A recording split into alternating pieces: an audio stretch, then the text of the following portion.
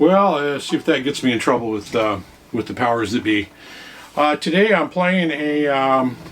Did I wish everybody a Happy New Year's? I don't think I did. I don't think I said hello out there either. So it is the Great Vanzini. I'm playing a Gretsch G2655T Walnut. This is what they called walnut, even though it's clearly to me an old-style cherry red. And I don't get that. They're not putting this out anymore in this color. This has been stopped for this year. And instead they're putting out one that's called, well, it appears to be walnut. It looks very walnutto. And it's not called walnut, though. It's called Imperial Stain, I think is what it is. And Imperial Stain. I'm not sure I'm okay with that as a title for a guitar. Hey, let me get my Imperial Stain. Did I leave my Imperial Stain over at your house? I don't know. We don't. It's you know, I'm just not fond of that of the title. The color on it is beautiful. It's all very woody and very walnutty, and man, it's really a beautiful guitar. Almost had me thinking the other night, saying, "Gosh, I could use a second one." You know. I don't know what that was about, but I think the feeling's gone away for now. If you saw the previous two videos on the, I don't remember the model number of the first one, the Gold Dust one, kind of a Brian Setzer wannabe Streamliner, and then the second one was the 20. I have it down here somewhere, 2622 in green Torino, and they're all basically the same in terms of electronics and a scale length, and all the specs are the same.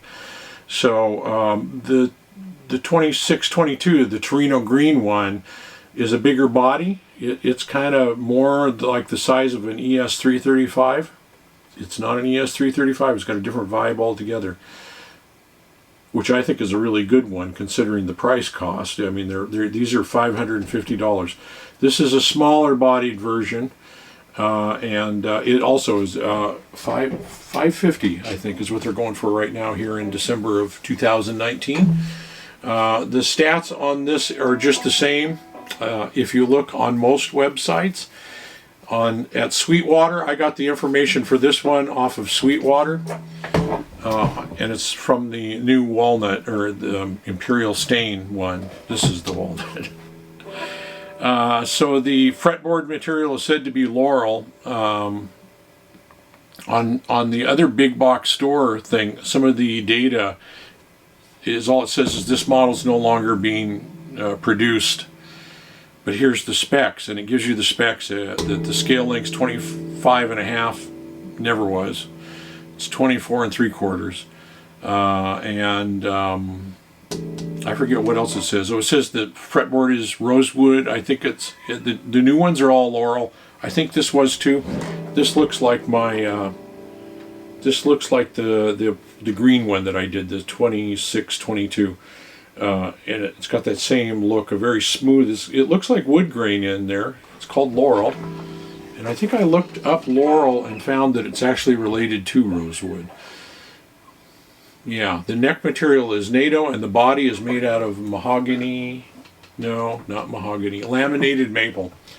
They're all laminates, but I'm not big on the laminate-ish. That doesn't bother me a bit. I like guitars that if I bang them up, I'm not going to worry about it. And at $550, that's a good deal. I don't care. On the big box website that shall not be named, it says it has a bone nut. Never had a bone nut. It's a synthetic bone, as they mention on Sweetwater's website. 12-inch radius. It's what they call their thin U-neck, and it is pretty thin. It's not ultra thin. I've got another guitar with a thinner neck, and I love this neck. I of all three of them.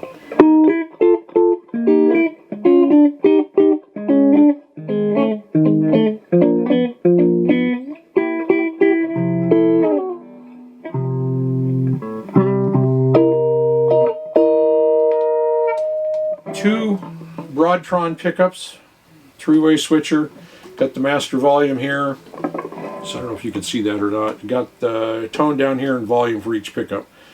They're pretty cheap knobs and everything. The tone knob especially, it tends to be an on or off proposition.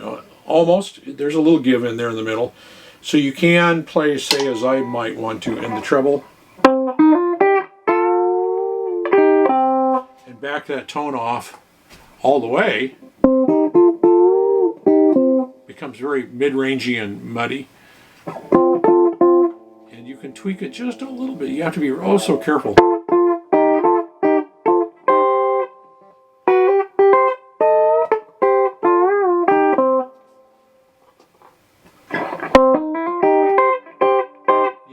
So you have to be pretty careful with that tone. I tend to play in the middle position anyway, and then if I think it's too trebly, I'll back the bridge pickup off. Or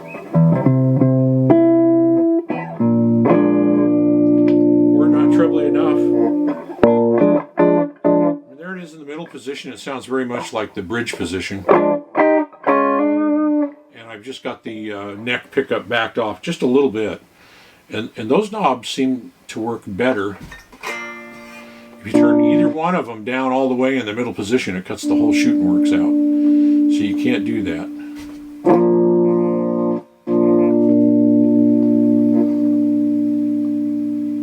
Yeah.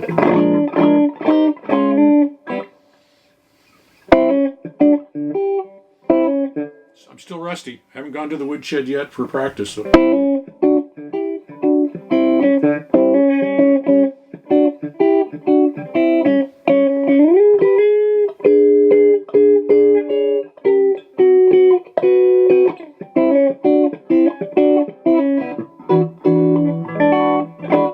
To report here compared to the other two. I mean, if you want the stats on this, you can look at the stats on either of the other two. The biggest difference being that the 2622 Green Torino is a little bigger body, still a semi-hollow. They're about the same thickness. I would guess they're exactly the same thickness. But the Green Torino one's just a little bigger body, and then the Gold Dust one, of course, is more like a deeper hollow body, more like a Brian Setzer, but it's not made up to those standards. Although, I have to say, I should tell this story. I will tell it. I'll tell it now and I'll tell it later. I had a Gretsch 6118, and the bridge was down here and the nut was up here and the neck was perfectly straight. And the neck went one way and the bridge, and then the strings were just goofy. If I tried to bend a high E or even a high B, it would come right off the neck. I got rid of it. I loved it. It was in that smoke green, what I always called split pea soup green. I loved that color.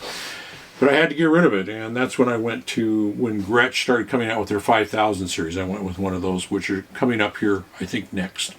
So, yeah, I can't think of anything else. Laminated body, laminated maple, NATO neck, laurel fingerboard. And if you want one of these in red, you can't get them. So look for one used. You know, $550 new. What are they going to be used? If you get one that's barely used, you're going to get a sweet deal. Or pay the $550 and get the new Imperial Stain. See, I laugh just saying that. It really looks like a walnut colored guitar. It looks like walnut shell. It's just beautiful. Just beautiful guitar. It also comes in Fairlane blue. So you don't have to get the walnut, but the walnut just blew me away how nice looking it was. I'm sure, aren't I?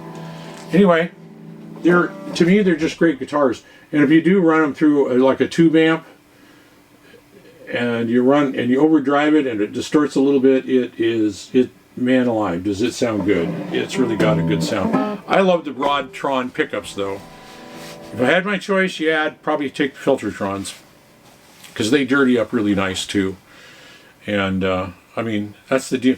The deal is that the Broadtrons seem to have a little bit more bite, but they still retain a little bit of that Gretsch tone. Whereas the Broadtron, or the Filtertrons, are purely Gretsch tone, old world Gretsch tone. But you know, there's no trouble getting bite out of a Filtertron. Talk to Brian Setzer; he gets some kick out of those things. So, as do many others. So, I should probably have the discussion on my favorite Gretsch players. In fact, I think I'll do that on my next on my next video. So for now, Happy New Year, everybody. And I hope it's a good one. I hope it's a good one. If you don't already tune into your favorite channels, look around and find them.